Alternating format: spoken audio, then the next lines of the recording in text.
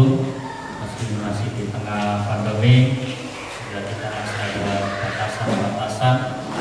Tapi saudara sekalian, Jumat Agung merupakan suatu hari yang spesial, di mana apa yang Tuhan kerjakan dalam umat manusia adalah sesuatu yang sangat prinsip dan sangat-sangat penting sekali.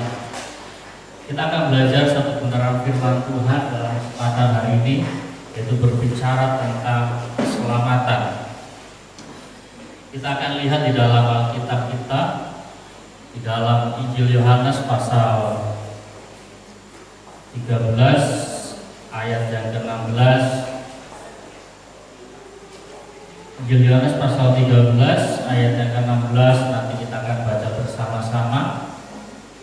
Ada yang bawa di Alkitab atau di HP masing-masing, kalau tidak ada kita akan baca sama-sama di depan. Sekarang kita bangkit berdiri untuk kita menghormati firman Tuhan. Kita akan baca bersama-sama dengan suara yang lantang satu ayat ini. Oke, 1, 2, 3. Karena begitu besar kasih Allah akan dunia ini, sehingga Ia telah mengaruniakan anaknya yang tunggal, supaya setiap orang yang percaya kepadanya tidak binasa, melainkan beroleh hidup yang kekal. Itu akan untuk kembali. Bapak saudara sekalian, ayat ini merupakan ayat pernyataan Tuhan Yesus sendiri. Ayat ini diawali dari percakapan Tuhan Yesus dengan seorang Farisi, seorang pemimpin agama dari agama Yahudi waktu itu. Dan ada banyak percakapan-percakapan yang disampaikan Tuhan, dan ini berbicara tentang bagaimana manusia beroleh sebuah keselamatan dalam kehidupannya. Di dalam ayat yang ke-16 dikatakan, Yesus menyatakan karena begitu besar kasih Allah akan dunia ini, sehingga Ia telah mengaruniakan anaknya yang tunggal, yaitu Tuhan Yesus Kristus. Bapak saudara sekalian, dari satu ayat ini kita akan belajar 3 pokok penting dalam kehidupan kita. Ayat ini berbicara pertama tentang kasih Allah. Ayat ini merupakan perwujudan kasih Allah yang sudah dinyatakan. Di dalam ayat tadi dikatakan karena begitu besar kasih Allah akan dunia ini. Allah sangat mengasihi akan umat manusia, yang digambarkan dengan mengasihi dunia. Dunia bukan masalah sifat dunia, ya kan, atau keduniawian, tetapi karena begitu besar kasih Allah akan dunia ini berbicara tentang semua ciptaan Allah yang ada dalam dunia ini, termasuk spesial dikatakan umat manusia. Sehingga dikatakan sehingga Ia telah, dikatakan ada kata masa lalu, yaitu telah, artinya kasih Allah ini telah diwujud nyatakan dengan cara apa? Mengaruniakan anaknya yang tunggal. Apa saudara sekalian, berbicara tentang kasih Allah, ini adalah, kita tahu bahwa ini adalah kasih agape, ya. Di mana kasih agape ini berbicara tentang kasih yang tanpa batas, kasih yang tidak bersyarat, di mana kasih ini Allah nyatakan kepada umat manusia dengan cara Yesus lahir dalam peristiwa Natal, bahkan sampai peristiwa Jumat Agung, di mana Yesus mengorbankan dirinya. Bahkan Yesus pada hari yang ketiga, yaitu hari kebangkitan, semua yang telah Tuhan nyatakan ini dikatakan sebelum manusia menjadi benar. Yesus menyatakan kasihnya kepada umat manusia adalah ketika manusia masih berdosa. Allah menyatakan kasihnya kepada manusia ketika manusia masih jauh dari hadirat Allah. Lebih lagi, kasih agape, kasih yang telah dinyatakan Allah kepada umat manusia, dikatakan tidak menunggu tanggapan manusia. Maksudnya, apakah manusia menerima kasih Allah atau tidak? Allah tetap menyatakan kasihnya. Manusia mau menerima Yesus sebagai Tuhan ataukah tidak, Allah Allah tetap menyatakan kasihnya. Tapi saudara sekalian, ada sebuah pertanyaan penting. Mengapa Allah menyatakan kasih agape kepada umat manusia? Bukan tanpa sebuah alasan. Ayat pertama di dalam kitab Kejadian itu sudah menyatakan kepada kita semua, ya, bahwa Allah menyatakan kasihnya kepada manusia berdosa karena manusia adalah gambar Allah. Kita lihat ayatnya di dalam Kejadian pasal 1 ayat 24. Berfirmanlah Allah, baiklah kita, ya, menjadikan manusia menurut gambar dan rupa kita. Spesial juga. Pada saat Allah menciptakan hewan, Allah tidak katakan marilah kita ciptakan hewan menurut gambar dan rupa kita. Pada saat Tuhan menciptakan cakrawala, Allah tidak katakan marilah kita menciptakan alam semesta menurut gambar dan rupa kita. Pada saat Allah menciptakan tumbuh-tumbuhan yang begitu indah, ya kan? Kalau hari ini spesial kami dandani di altar, ya lagi tren semua kan bunga-bunga ini yang kita lihat. Oh, mungkin saudara berbagi hari ini pandangannya pada saya dengan bunga. Itu bunga dari mana Pak Budi ya? Bunga-bunga yang indah ini Tuhan katakan tidak seperti rupa dan gambar Allah. Tetapi ya, pada saat Allah akan menciptakan manusia, dikatakan marilah kita, ya, baiklah kita menjadikan manusia untuk gambar dan rupa kita. Bapak saudara sekalian, ini menjadi alasan yang sangat prinsip. Pada saat Allah melihat manusia Adam dan Hawa jatuh ke dalam dosa, jadi saya gambarkan hati Allah hancur. Manusia yang merupakan gambar Allah, manusia yang merupakan rupa secara fisik daripada Allah, karena Allah kan roh, ya. Manusia nggak bisa melihat akan Allah karena dia adalah roh. Manusia memiliki unsur penting, yaitu tubuh, jiwa, dan roh. Dan diharapkan manusia juga memiliki gambaran atau cerminan tentang Allah, tentang sifat-sifat Allah akan dinyatakan melalui sifat dalam manusia. Tetapi apa yang Tuhan nyatakan itu hancur ketika manusia jatuh dalam dosa. Tapi saudara sekalian, Allah tidak berputus asa ketika manusia jatuh dalam dosa. Tetapi sejak Kejadian pasal 3, ketika Adam dan Hawa jatuh dalam dosa, Allah senantiasa beriktikad, Allah senantiasa berniat senantiasa untuk menyatakan keselamatan bagi umat manusia. Dan puncak karya Allah adalah di dalam Jumat Agung ketika Tuhan Yesus mati di kayu salib. Tapi saudara sekalian, Yohanes menyatakan kepada kita, begitu besar kasih Allah akan dunia ini, dengan gambaran Ia mengaruniakan anaknya yang tunggal.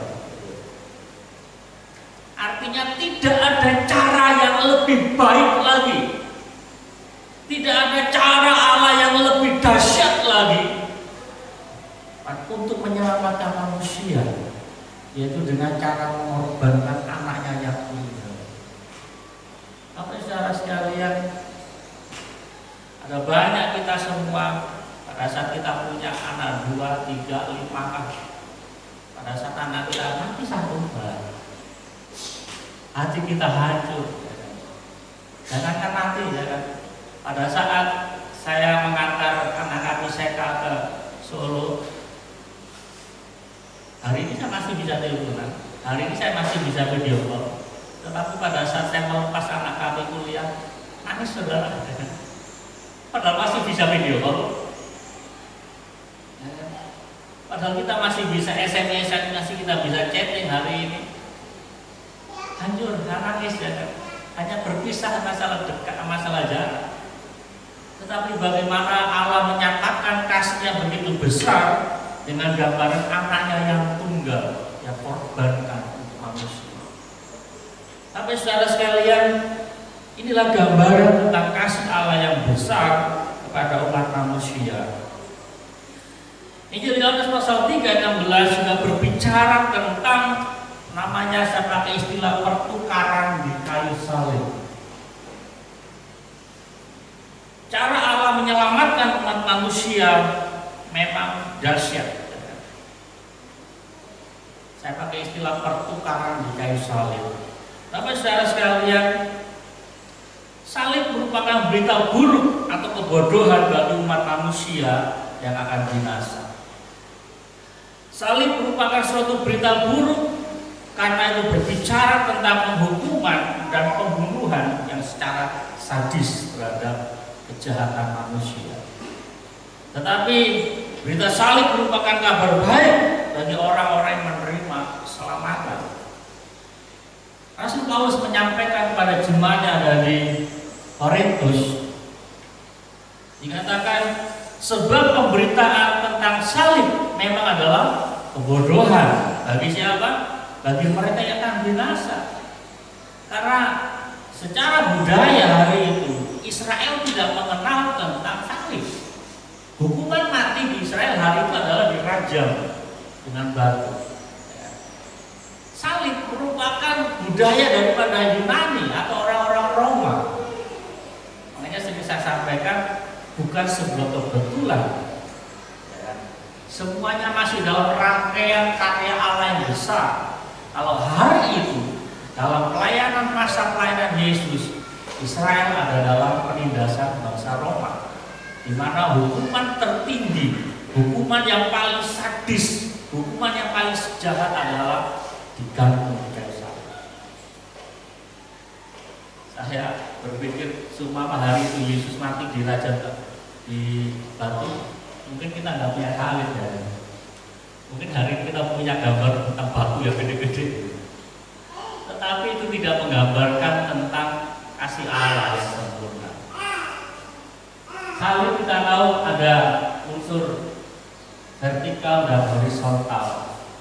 Kita tahu semua bagaimana kasih yang kita terima daripada Allah adalah kita dengan Allah, dan itu berbicara tentang hubungan kita dengan Allah. Tapi jangan lupa bahwa kasih Allah juga kita menyatakan pada sesama kita.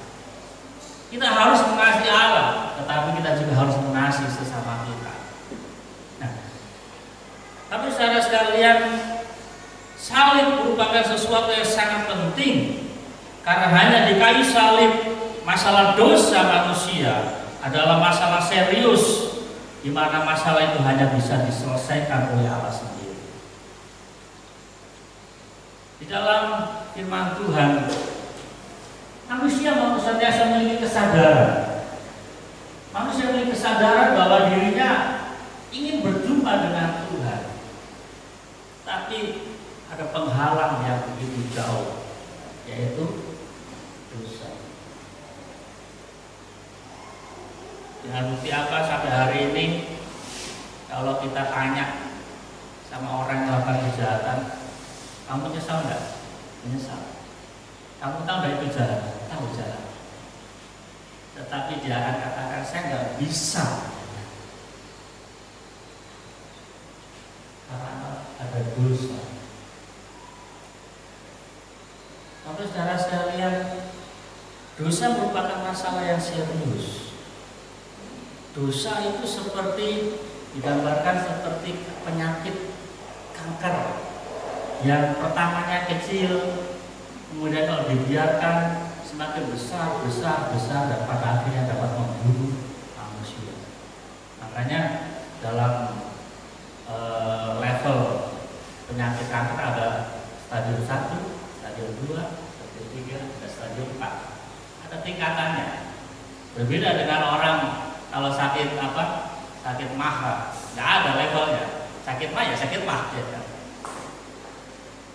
Tetapi dosa itu sangat serius. Jangan pernah kita anggap sepele, ini kan dosa kecil ya. Ini kan nggak merugikan orang lain. Ya. Kan yang dirugikan cuma saya sendiri.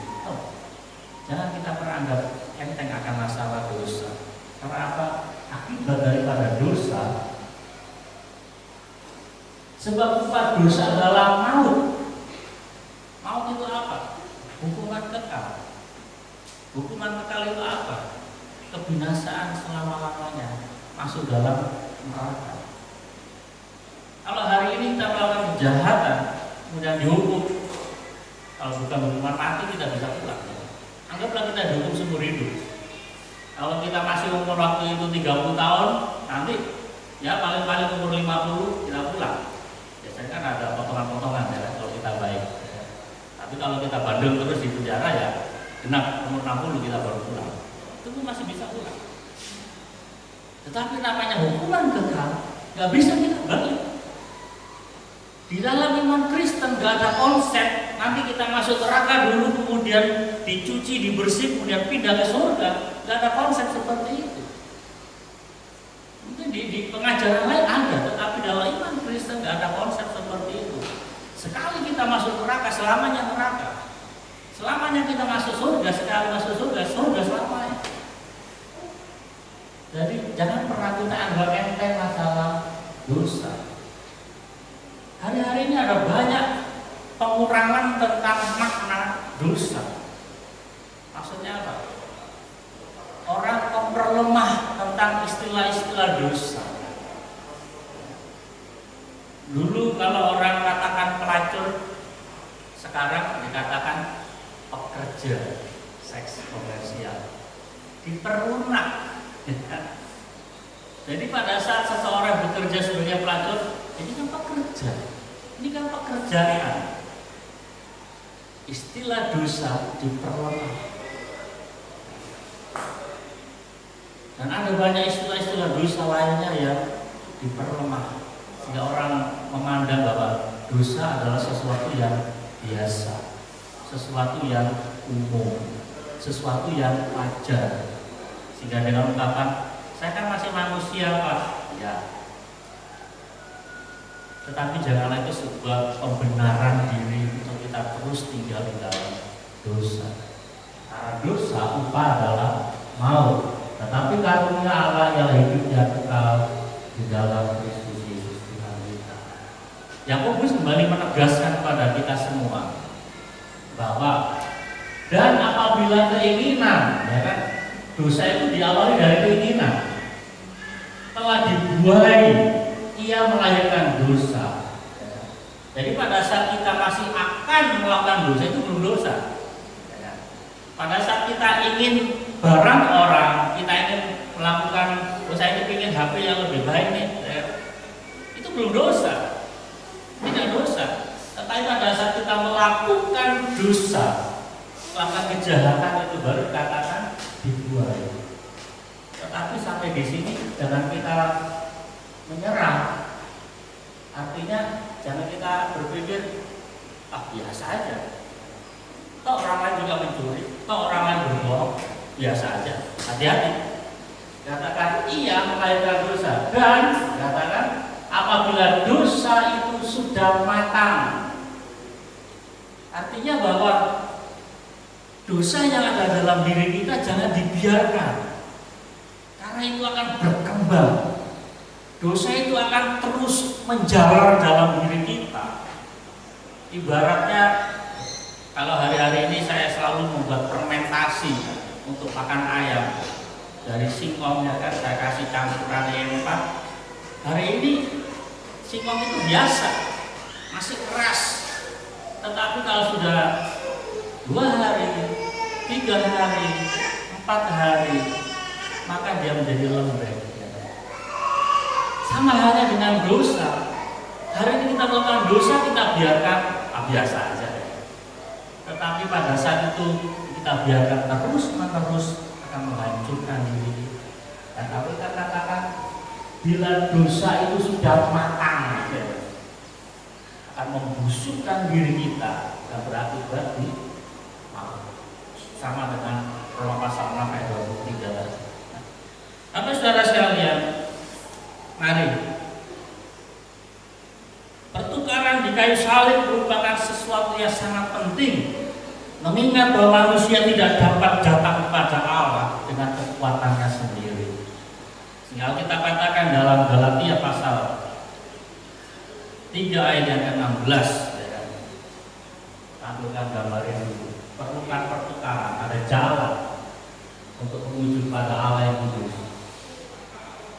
Galatia 3 ayat 13. Kristus telah menebus kita dari kutuk hukum Taurat dengan jalan apa menjadi kutuk tara kita, sebab ada tertulis terkutuklah orang yang digantung pada kayu salib. Bukan saudara sekalian, seharusnya di sini adalah saya dan saudara, yang digantung di sini adalah manusia. Tetapi bagaimana Yesus mengambil posisi itu? Karena pada saat saya dan saudara digantung di sini, ya, di kayu salib, umat manusia digantung di sini, tidak menghasilkan apa-apa. Mengapa? Karena itu adalah sesuatu yang wajar dan tidak akan berdampak kepada keselamatan seluruh umat manusia. Tetapi bagaimana Kristus, ya digantung di situ, dia memenuhi sebuah namanya hukum. Katakan memenuhi kutuk hukum Taurat. Ada sebuah hukum di dalam aturan hukum Taurat bahwa setiap orang yang melakukan kejahatan dihukum situ. Tetapi kutuk itu akan terlepas dalam kehidupan manusia kalau ada yang menggantikan dengan syarat-syarat tertentu. Kalau kita berbicara yang panjang, singkatnya seperti ini, bahwa di dalam perjanjian lama hukum Taurat, setiap dosa harus ada korban. Bagaimana ada namanya korban keselamatan, korban penebusan dosa, ada korban pendamaian. Manusia yang berbuat dosa, tetapi dalam hukum Taurat yang dikorbankan siapa? Domba, lembu. Sebuah pertanyaan, mengapa kok harus binatang, khususnya lembu, domba yang dikorbankan? Jawabannya adalah karena kambing domba tidak berdosa. Secara fisik mereka dipilih. Binatang-binatangnya dipersembahkan, nggak boleh cacat, ya kan? Nggak boleh kurus, nggak boleh ada cacat secara fisik, kakinya timpang, nggak boleh. Dilihat domba atau lembunya harus gemuk dan harus perfect secara fisik, baru dipersembahkan. Secara rohani binatang nggak bisa berbuat dosa. Mengapa? Karena dalam dunia binatang tidak ada hukum. Hukum itu berlaku dalam dunia manusia. Pernah ada saudara mendengar pada saat anjing makan ayam, anjing membunuh ayam? Ini anjingnya harus dihukum 12 tahun. Nggak ada. Paling yang punya aja malu dengan tetangganya, kemudian ditok-ditok dari RW. Tetapi secara rohani anjing ini nggak berdosa karena di dalam dunia binatang nggak ada hukum. Tetapi pertanyaannya kembali, apakah itu sepadan? Apakah itu sepadan manusia yang adalah gambar dan rupa Allah, perantara pendamaiannya binatang yang bukan gambar dan rupa Allah? Tidak sepadan. Sehingga hukum Taurat disempurnakan dengan pengorbanan Yesus dari salib. Yesus menggantikan posisi itu. Ada pertukaran yang dulu dikerjakan oleh binatang, lembu, domba yang sempurna karena kutip secara fisik, digantikan oleh pengorbanan Yesus yang sempurna. Mengapa? Karena Yesus tidak berdosa. Yesus tidak ada dosa dalam dirinya, tetapi dia menggantikan manusia yang berdosa di kayu salib. Perkara yang ketiga yang perlu kita belajar dari Yohanes pasal 3:16 adalah diperlukan namanya iman untuk percaya. Di dalam Injil Yohanes tadi dikatakan Ada sebuah kalimat, supaya dikatakan setiap orang yang percaya kepadanya tidak binasa, melainkan beroleh hidup yang kekal. Ada sebuah tujuan tentang pengorbanan Yesus di kayu salib, yaitu supaya setiap, garis bawahi kata-kata setiap, artinya ini adalah masing-masing orang, masing-masing individu, bukan kelompok. Artinya berbicara tentang iman, ini tidak ada urusan suami istri. Urusan iman tidak ada urusan orang tua dengan anak. Masing-masing, dikatakan setiap orang, ya kan? Bukan berarti nanti kalau bapaknya ini orangnya kudus, bapaknya ini orangnya suci, istrinya termasuk suci. Enggak ada konsep, enggak ada ajaran seperti itu di dalam kekristenan. Bukan berarti nanti kalau suaminya diselamatkan, istri anak-anaknya otomatis ikut diselamatkan. Enggak ada konsep seperti itu. Tidak ada otomatis. Dikatakan supaya setiap orang, ya, masing-masing per orang. Saya teringat omongannya percakapan dari Nam Ojo, kan masing-masing Pak kita ke surga. Nggak ada saling ikut, ya kan? Nggak ada. Makanya dulu pada waktu saya masih di Kapuas itu, saya sangat sedih, tergelitik, ya lucu, campur aduk. Seorang ibu-ibu datang ke gereja sambil bawa persembahan. Pak Pendeta, ini Amang titip kolektif, ya kan? Amang hari ini sibuk, nggak bisa ke gereja. Ini titip kolektif. Saya bilang berarti yang nanti ke surga kolektifnya. Amang nggak ke surga, karena ke gereja kolektif. Masing-masing saudara. Hari, tapi saudara sekalian, sebagian besar manusia belum pernah melihat dan masuk surga. Betul kan? Ada nggak di antara kita yang pernah ke surga? Jangan kan masuk, lihat aja ya kan. Kalaupun lihat paling video, itu pun gambaran manusia, bukan surga beneran. Kalaupun ada orang-orang yang pernah Tuhan bawa ke surga, ya kan? Itu pun masih namanya sebuah perdebatan. Apakah itu surga atau itu firdaus? Ya, kita nggak perlu ributan itu. Intinya apa yang Tuhan janjikan tentang surga itu real, gitu. Itu nyata. Bukan sebuah imajinasi daripada orang-orang kudus atau orang-orang suci. Tidak. Tetapi berbicara surga itu adalah sesuatu yang real yang akan kita alami. Dan dikatakan sebagian besar manusia juga belum pernah melihat Tuhan secara langsung. Apalagi kita hidup di zaman sekarang. Meskipun ada 1-2 orang yang pernah dikatakan melihat penampakan Yesus, ya kan? Yesus hadir dalam mimpinya, ya kan? Saya teringat sekali pada waktu kami masih pelayanan di Bartim di Pulau Padang. Dalam sebuah mimpi Tuhan datang kepada kami Seka. Itu Seka masih kecil, kelas 1 SD. Kami penasaran kan. Saya yakin bahwa anak-anak nggak pernah bohong, ya. Apalagi seusia masih kecil itu.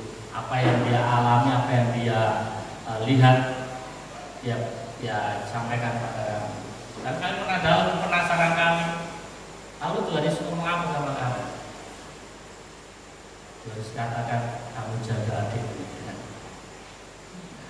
Waktu itu si Lia masih kecil, ya. Kalau Seka saja umur itu masih kelas 1 SD, berarti Lia juga selisih 4 tahun kan, jadi lebih kecil. Mengatakan sama Seka kamu jaga adikmu dengan baik. Hari itu kami juga ngerti apa maksud Tuhan bicara sama Seka seperti itu. Tetapi Saya katakan sampai hari ini pun, tadi malam pun, sampai tadi malam, saya nggak pernah mimpi itu ketemu Tuhan. Saya kata. Tetapi pertanyaannya adalah, apakah karena kita tidak pernah melihat Tuhan secara real atau secara mimpi, apakah kita nggak percaya sama Tuhan? Oleh karena itu, katakan diperlukan namanya iman. Roma pasal 17, 10-17. Jadi iman timbul dari pendengaran, dan pendengaran oleh firman Kristus. Jadi karena tadi saya katakan sebagian besar umat manusia belum pernah melihat dan masuk surga, dan sebagian besar umat manusia kita belum pernah melihat Tuhan secara langsung. Lalu bagaimana kita bisa memiliki iman? Itu dengan cara kita mendengar firman Allah. Hanya satu-satunya ketika kita mendengar firman Allah, maka iman kita akan timbul, iman kita akan muncul. Oleh karena itu maka saya katakan dalam kesempatan ini, sering-seringlah kita membaca firman Tuhan. Sering saya sampaikan, ngerti nggak ngerti kita firman Tuhan, baca terus, baca terus. Kita sibuk atau enggak sibuk, usahakan kita baca terus firman Allah. Karena iman kita bisa timbul kalau kita mendengar firman Kristus. Saya beri firman Tuhan dengan cerita.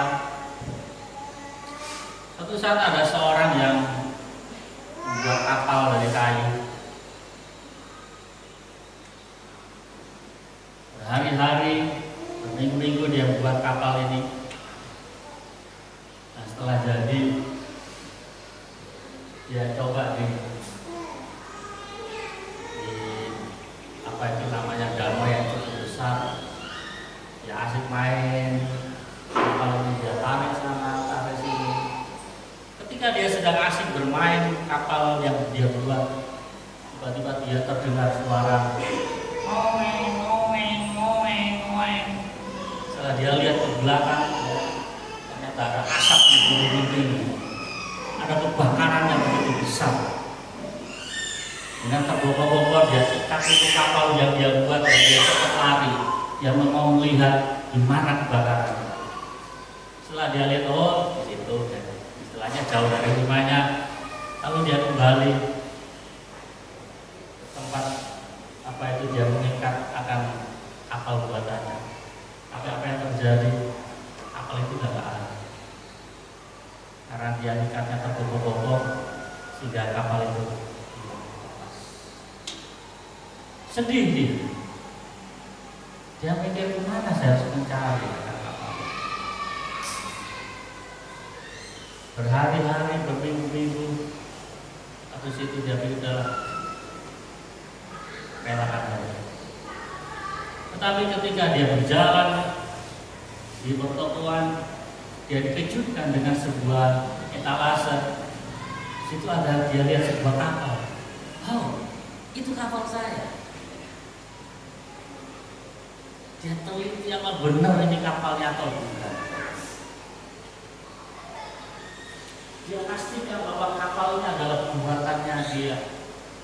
Dan dia selama masih, iya, itu punya saya. Lalu dia masuk ke toko dan dia tanya,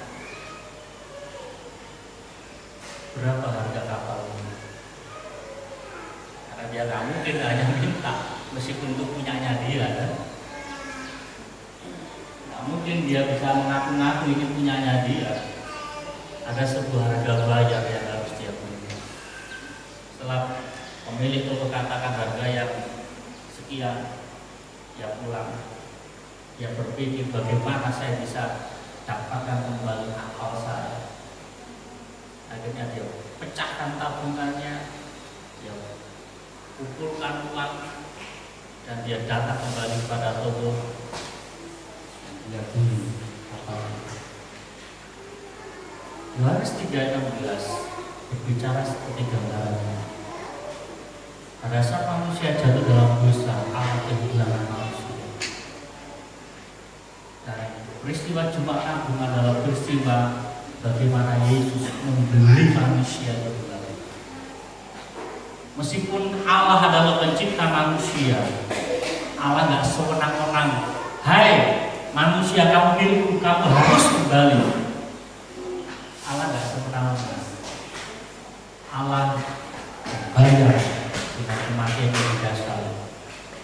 Dan meskipun Allah sudah membayar manusia dengan pengorbanan dasar, Allah juga tidak memaksa manusia untuk kembali. Sehingga kita tadi katakan setiap orang yang percaya kepadanya tidak binasa, melainkan beroleh hidup yang kekal. Mari saudara sekalian, kita bersyukur kalau hari ini kita sudah merespon akan kasih Tuhan yang besar.